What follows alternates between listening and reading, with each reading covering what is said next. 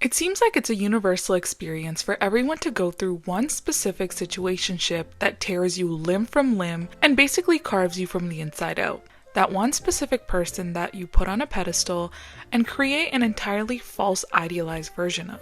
That one situationship that leaves you scarred for life, even though you probably went on a few dates and texted for 3 months. But why does a breakup with someone you never dated hurt more than a divorce? Well, there's no better example to explain this phenomenon than Carrie Bradshaw and Mr. Big, the original situationship. A situationship, as defined in the well-trusted Urban Dictionary, is when two people are talking to each other like they're in a relationship, but they're not in one, and they cannot talk to anyone else in this way. One may confuse a situationship with a friends with benefits situation. However, these two are very different. Being friends with benefits is a mutually beneficial sexual relationship that more times than not involves little to no romantic feelings from both parties. However, one party may be lying and keeping their feelings a secret. While a situationship does involve feelings, usually varying between the two parties. It's an emotional gray zone where you're doing relationship things, but without any clarity, labels, or emotional security.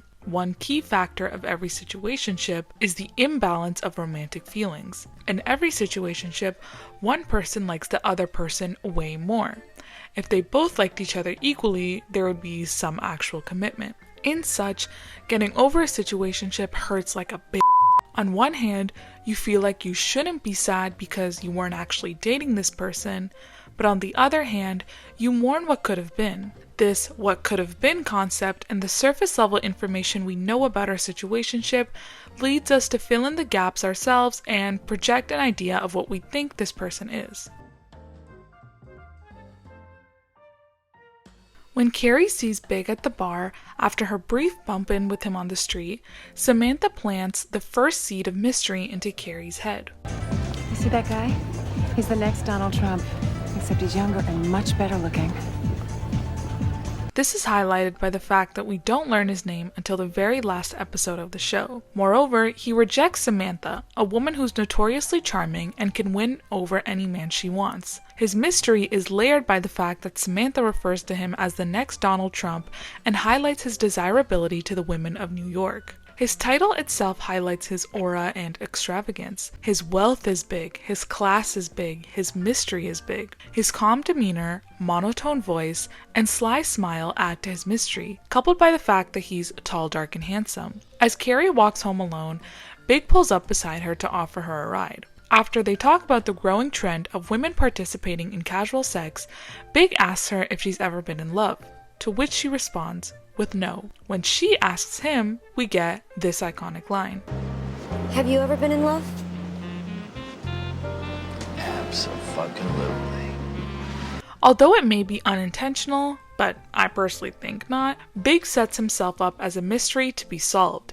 He answers her deep-rooted question with a simple answer and disappears into the night, leaving Carrie confused but intrigued to learn more. In these two scenes alone, Big is established not as a man, but a mirage. We don't get any details about him. We get a big picture, no pun intended. His wealth, mystery, and dominance are highlighted, while showing just a tiny bit of emotional depth to imply there's something more. This bait leads Carrie to fall in love with him, but actually the idea of him, thus leading to her 10-year obsession. Here's the thing, over 6 seasons and 2 god-awful movies, we barely know a damn thing about Mr. Big, and low-key neither does Carrie. He's always in a suit, usually on the phone or smoking, he drinks expensive alcohol, and he calls up Carrie when he's bored. In the beginning of their relationship, if I can even call it that, Carrie spots Big leaving church with an older woman, and she's surprised to see he's a man of God. However,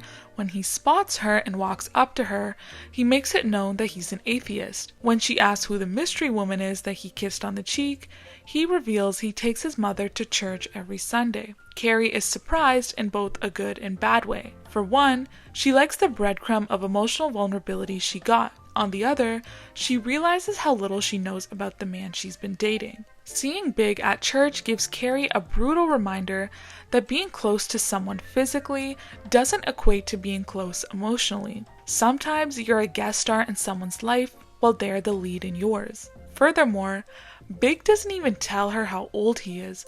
Bro gives her an age bracket. And let me get this off my chest right now because I won't have an opportunity to after. Solely talking about Mr. Big as a character and not the actor, I can see why Carrie was crazy about him. Maybe tall, dark, and handsome dilfs are just my type personally, but god damn! I know he's a piece of shit, but you can't deny that Big as a character is fine as hell. In my personal experience, sometimes you have to break up with your situationship because you wake up and finally realize he'll never commit to you. No matter how kind, funny, smart, ambitious, and caring you are, he just won't do it.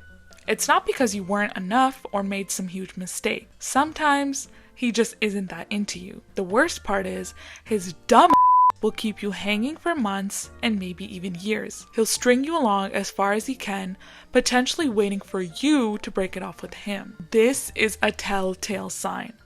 A guy who will 100% do you dirty will never man up and break it off with you respectfully. He'll continuously pull back and become distant until you have no choice but to end things, leaving him guilt-free and not responsible. And when you finally break the month or year-long cycle of commitment issues, suddenly he's engaged or fully committed to the new girl he met 2 months ago. And suddenly you realize it was never gonna be you. Big told Carrie flat out he would never get married again, as he's gone through divorce before, yet he kept her close.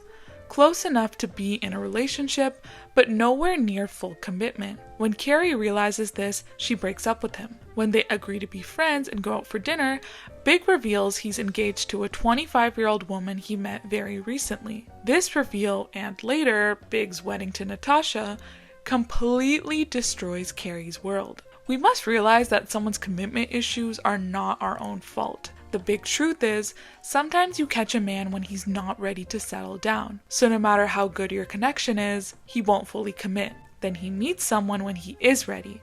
So no matter who the person is, he's ready to tie it down. We as real people and Carrie need to understand that we can't force someone to choose us.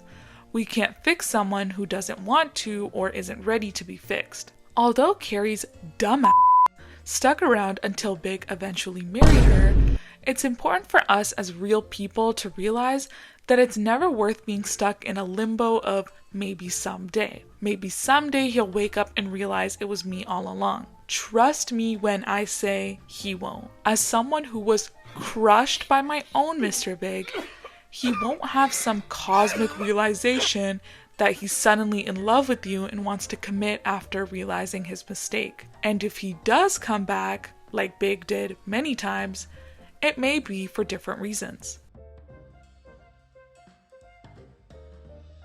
If you've ever had a situation come back to you, have you noticed it's when you actually started moving on? Suddenly they're texting you, calling you, and expressing feelings you didn't think they had. Well, no one shows us this pattern better than Big himself, only wanting Carrie when someone else did.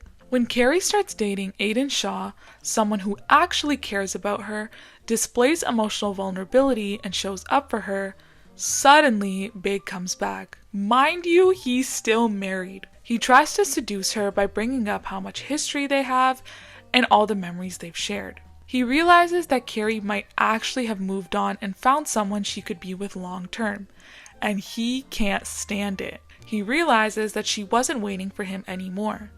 In such, Big and Carrie cheat on their respective partners multiple times, giving back power to Big, where he realizes he could have Carrie back with the snap of his finger. When Carrie ends their affair for good, she takes time away from him, which only lasts so long. They decide to become just friends again, and he moves to California, creating some much needed distance. However, these two idiots never learn anything. When Carrie starts dating the internationally renowned artist Alexander Petrovsky, she starts to see a real future with him.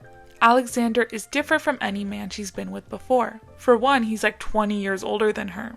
But he doesn't call her his girlfriend, he calls her his lover. He's intelligent, creative, sophisticated, and an old-fashioned romantic. After he's offered the most important opportunity of his career, where he'll have to move to Paris, he asks Carrie to move with him, to leave her life and everything she's built in New York. Carrie agrees, sacrificing everything to be with him, leading to her feeling isolated in a city where she knows no one and doesn't speak French. In her lowest moment with Alexander, suddenly Big is there again, to pick her back up and act like he's her knight in shining armor. When they go back to New York, they decide to pursue a real relationship, promising commitment to each other without the mess. Fast forward to the first movie, Big very casually asks Carrie to marry him.